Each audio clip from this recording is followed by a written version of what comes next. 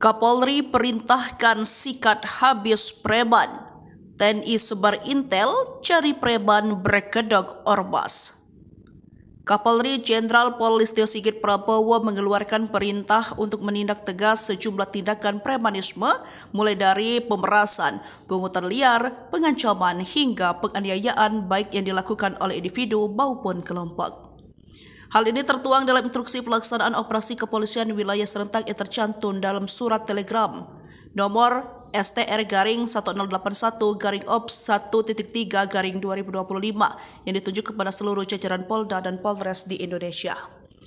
Jenis kejahatan yang menjadi fokus penindakan mencakup pemerasan, pungutan liar, pengancaman, intimidasi, pengeroyokan hingga penganiayaan yang dilakukan oleh individu maupun kelompok, ujar Karopenmas Divisi Humas Polri, yakni Brigjen Pol Trunoyudo Wisnu Andiko dalam keterangannya Selasa 6 Mei 2025. Truno mengatakan operasi ini ditunjukkan untuk mengatasi praktik premanisme yang juga berpotensi mengganggu stabilitas keamanan dan iklim investasi nasional.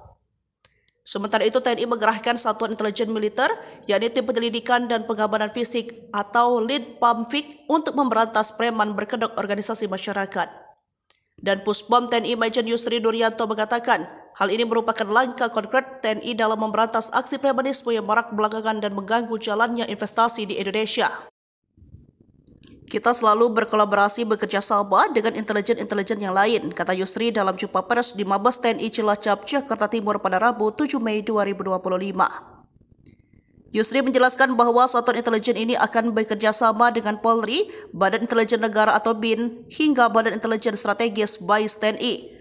Kerja mereka adalah untuk mencari informasi seputar preman yang berkedok ormas. Setelah informasi diperoleh, lanjut dan Puspom. Tim intelijen tersebut akan mengarahkan kepada penegak hukum untuk diproses. Sebaliknya, jika ada oknum prajurit TNI yang terbukti membackingi ormas tersebut, maka polisi militer yang bakal menangani proses hukumnya.